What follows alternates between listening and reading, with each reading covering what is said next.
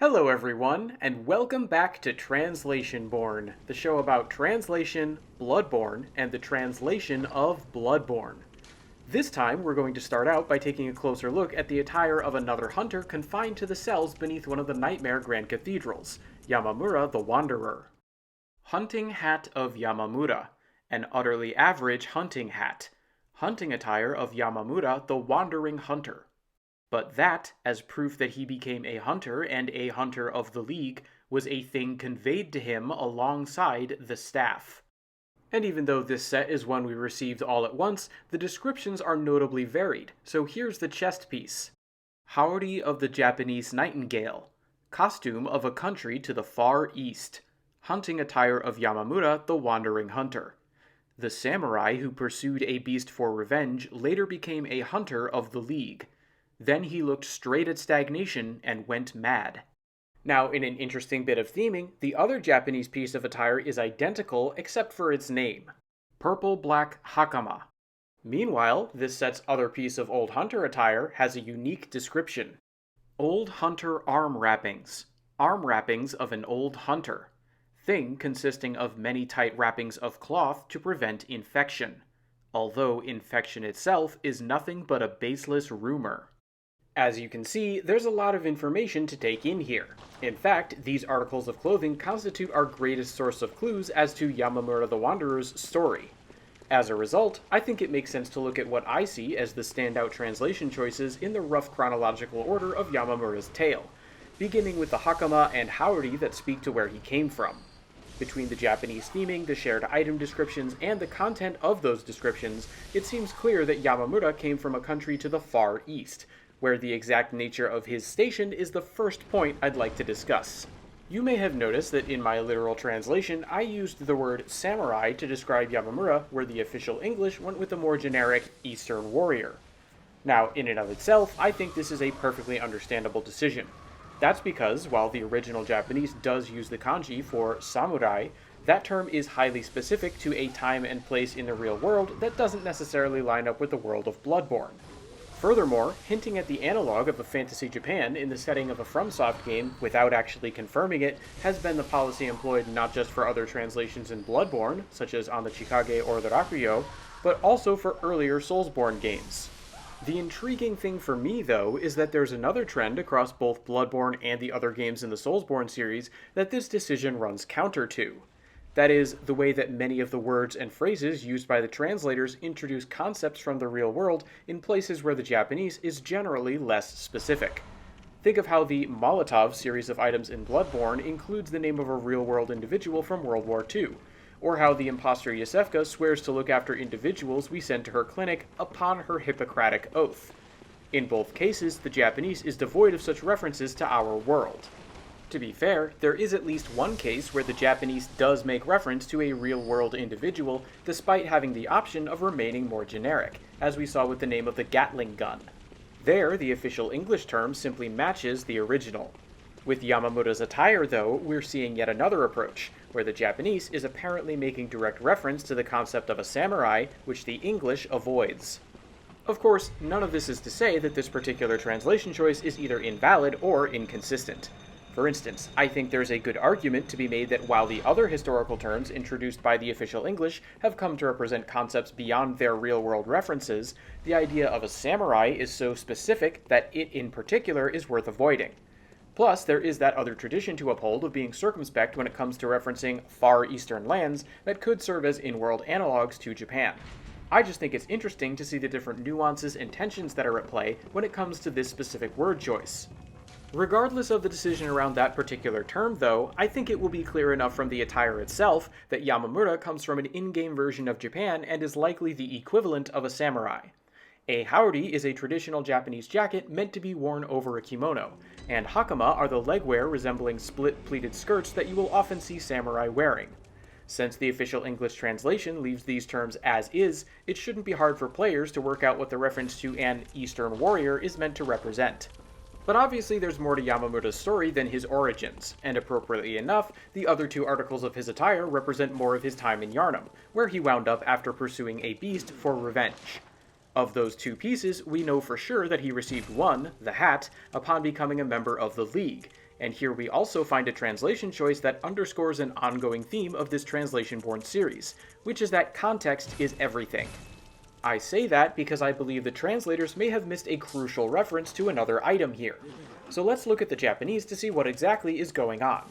You can see from my literal translation that the original describes the hat being conveyed alongside the staff, which is fairly vague in its own right, but since Japanese doesn't have articles, note that the original is even more confusing, because it could also be taken as referring to a staff in general. The only reason I chose to use the definitive article, even in my literal version, is that I'm making the interpretive assumption that the staff in question is the League staff, an item we've yet to discuss that's specifically used to identify Confederates of the League. From the official English wording of "this hat and staff were given to him when he became a hunter and confederate of the League," though, it doesn't read to me like the translators knew the word staff was referring to that other item. It sounds as if they were imagining a staff being pictured along with the hat. If they had known that it was the League staff being mentioned as a separate item, I would have expected a wording closer to "this hat was given to him alongside the staff when he became a hunter and confederate of the League." To be clear, I don't think badly of the translators for apparently missing this connection. They were probably short on time, had no visuals to reference, and lacked access to the kind of communication and support they seem to have had for the voiced lines. Also, from what I've seen online, members of the Bloodborne lore community have been able to connect the word staff to the League staff just fine. I only bring up the point as another illustration of how missing this one relatively vague connection seems to have resulted in a subtle but potentially important shift in the English language wording. Thankfully, there don't seem to have been any similar issues with the translation of the final piece of attire in this set, the Old Hunter armbands.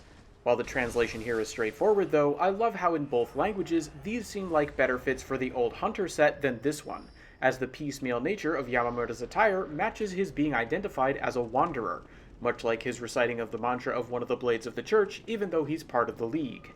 It's the attention paid to details like these that I find make FromSoft's games so compelling. But now I think it's time we had a word with our tireless assailant. What is it? Aren't you going to kill me? Or perhaps beg my forgiveness? Well, leave off.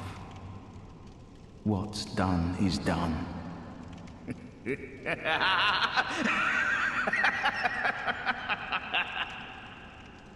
I guess we're not going to be able to talk this out. Well, in that case, I'm afraid I'll just have to resort to more drastic measures. I can't have you constantly trying to kill me, so... Nothing changes. Such is the nature of man.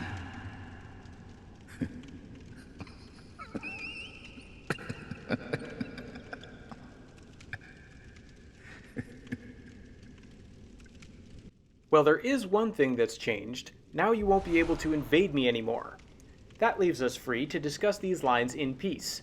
And that's a good thing, because I think they stand as a great example of how the most important thing to convey in translation is not words, but ideas. Before we get to that though, I need to mention that, probably as a result of the weird way I opened the door to Brador's cell and then teleported away last time, I've actually missed the first of Brador's dialogues, which is supposed to be delivered when the player character enters his cell. This is important because in another demonstration of how context is everything, the final two lines of that missing dialogue set up what Brador says in the first one we heard, meaning that in order to properly parse the meaning behind the Japanese lines, we need to start there. So here's how all this should have begun. Well, well, look who's here. Welcome to my quarters. I've never entertained a guest before. Are you going to kill me? After all you've done, kill me? As if to right your wrongs.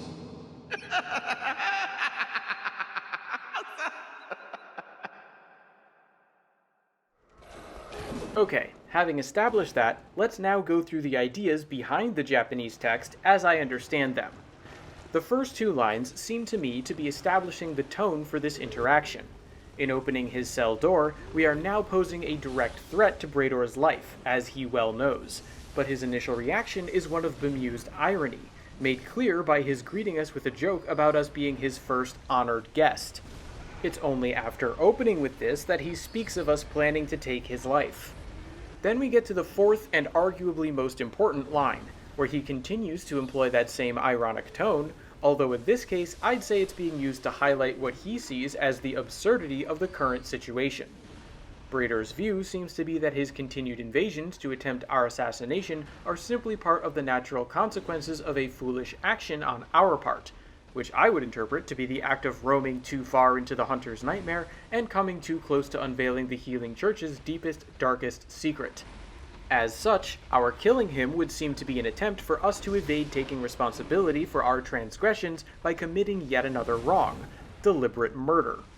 This is where the next dialogue picks things up, because when we choose to speak to Brador again rather than killing him instantly, he is initially surprised.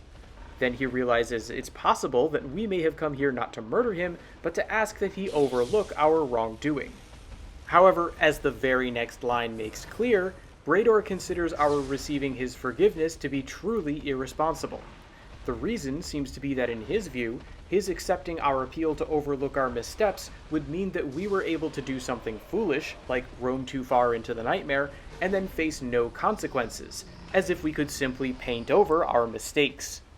Of course, when we ultimately do kill Brador, we confirm his view that humans will inevitably be drawn to what is unknown or forbidden, and turn to force if necessary to gain what we desire. So, having laid out my interpretation of the meaning behind the Japanese phrasing, let's turn to the official English translation. Here, I think it's plain to see that the ideas being presented match one another beat for beat. Brador opens with the same sort of ironic greeting as in the Japanese, right down to the comically formal idea of him entertaining the player character as a guest. Then he moves on to the idea that we might kill him, and crucially, the final line has all the ironic bite I would hope for to highlight the absurdity of the situation in his view. Nor is that the only thing that gets carried over to the English. The repetition of the idea that we would be intending to kill him in the form of a question, the assertion that we're the ones who are guilty of wrongdoing, and the observation that we would seek to kill him to make things right all come through just fine. Arguably, it is a little more difficult to determine from the English that it's specifically because we roam too far in pursuit of the biggest secret of the hunter's nightmare that we're in trouble, but for one thing, it's not impossible to work that out, and for another, the Japanese isn't particularly clear about this either. Anyway, even when we turn to the next set of lines, all we see are more perfectly matched meanings. Brador is surprised if we don't kill him immediately, considers the possibility that we might be seeking his forgiveness, then finally denies us using phrasing that suggests that as far as he is concerned, our transgressions cannot be overlooked. The thing about that last line, though, is that if you take the official English version and compare it to a literal translation of the Japanese, the two wordings could hardly appear more different. This is what I had in mind when I said earlier that this dialogue could serve as a great example of how translation is really about ideas, not words, especially because the most common examples of this sort of thing tend to involve jokes and puns. What this line shows us, though, is that even when translating regular text, it's actually things like the core thought, the narrative function, and the relation to the surrounding context that matter more than anything. Often, such as in Brador's dying line, the literal wording may coincide with those things, but it doesn't have to. Really, it's the instances when a translation manages to capture these other features that I find myself most impressed, and we can see more, simpler examples of this on Brador's weapon description. Hammer of Bloodletting, the mad hunting weapon of the hunter Brador, healing church assassin. Sucks up blood pooled in the intestines, at the bottom of the heart, and reveals its repulsive true nature. That is also the only way to expel bad blood outside the body. Brador, confined to the underground prison, continued to believe that. As usual, there's a lot to talk about here, but before I get to any of that, I just want to note that traveling a short distance down a hallway is not a great source of protection in the Chalice Dungeons.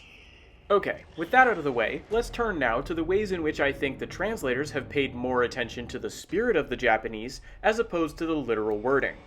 Broadly speaking, I think we can see this principle at work in order to convey two different ideas. First, there's the uncanny implication that this weapon might be alive, and second, there's the presentation of how Brador believes the thing works. Since the first of these ideas comes up earlier in the description, let's start our examination there by considering how this weapon is presented almost as if it were alive in Japanese. In the initial line of the original, we can see the past tense form of the verb kuru, which in this case roughly means to go mad, and it's modifying the term hunting weapon. This is a little unusual, because it makes it sound as though the weapon itself had gone mad, as opposed to it being a mad choice of weapon. It's still potentially understandable as a simple descriptor, but it stands out. Then, with that possibility in mind, the following two lines also begin to seem suggestive, because they're notably written in such a way that the weapon itself is featured as their subject. The bloodletter is described as sucking up blood, as well as revealing its true nature. And while it is possible to interpret the former verb in a more mundane way, using the sense of to absorb rather than to slurp, the term used for it revealing its true nature is undeniably active. The result is that, though couched in some ambiguous wording, it sounds uncannily like this weapon has a will of its own. Intriguingly, if we consider how the bloodletter actually transforms, somehow both the uncertainty and the implication of it being alive seem to get reinforced. Not only do the blood spikes that form as part of the process look somewhat organic, like thorns, but the way they bulge and pulse as part of the charged attack for the weapon makes them seem alive. At the same time, though, the material base of the weapon is visible even during the transformation, and these organic properties only seem to involve the parts of the transformed weapon that are made of blood. As interesting as I find the visual reinforcement of both aspects of the bloodletter, though, since I doubt the translators got to see this visual aspect of the weapon, I want to focus more on how they conveyed these implications in text. As it turns out, just like in the Japanese, our first clue is in an unusual word used to describe the weapon. Only here, the official translators have used demented instead of a more literal mad. This, I think, demonstrates how well they understood what was going on, because if they had stuck to the word mad, I don't think the term would have stood out in English the way it does in Japanese. The problem with the more literal term here is that it's too easy to determine that the wielder is the one who's mad, whereas demented is an unexpected term that I find more ambiguous. But it's not just about that one word. There's also the structure of the following sentence. Just as in the Japanese, the bloodletter is identified as the subject, and it's said to assume its true form after it draws upon blood from the inner reaches of one's body and soul. In other words, it's again being actively associated with the two relevant verbs. At the same time, though, the way this is later described as a means of expelling tainted blood seems to put the agency back in the hand of the weapon's wielder, and the phrasing isn't so strong that it couldn't be understood as a kind of metaphor. The result is the same ambiguous suggestion that the weapon might be alive as we saw in the Japanese. Furthermore, even though the grammatical features used to imply this are the same, the actual words involved differ from the literal. Where the Japanese can get away with implying the subject at the start of the sentence, the English translation has to spell it out. Also, note how my literal translation uses the arguably more active phrase, reveals its repulsive true nature, as opposed to the official, assumes its true and terrifying form, which better suits the ambiguity of just how much agency this weapon has. Remember, if this sentence comes off too strong, it will clash with the idea presented in the following line about it being a means of driving out bad blood. Speaking of the weapon's alternative function, though, it's time we turn to the presentation of Brador's beliefs about this weapon. Here we can see in the Japanese that the penultimate line about getting rid of blood is a standalone sentence. This is clearly designed to give players a statement of presumed fact before they then read the clarification in the final line that this is actually just what Brador thought was true. The translators clearly picked up on this, because they present the information in the exact same fashion in the official English. But what I think is really impressive is the way they also seem to have taken this into account when naming the item. You may have noticed that literally the Japanese for this works out to something closer to hammer of bloodletting, whereas in the official English it's simply called the bloodletter. Now, admittedly, there's no way for me to know why the translators dropped the literal term hammer, but I suspect part of why they made this choice was to emphasize how Brador saw this as the only tool that could properly expel tainted blood from his body, because this puts its bloodletting function first and foremost. I see this as one final example of how translation is ultimately about ideas rather than words, which I think is a good point to go out on. Of course, if you have any thoughts of your own concerning this episode or anything I said in it, I'd be happy to hear from you. Your feedback is always appreciated.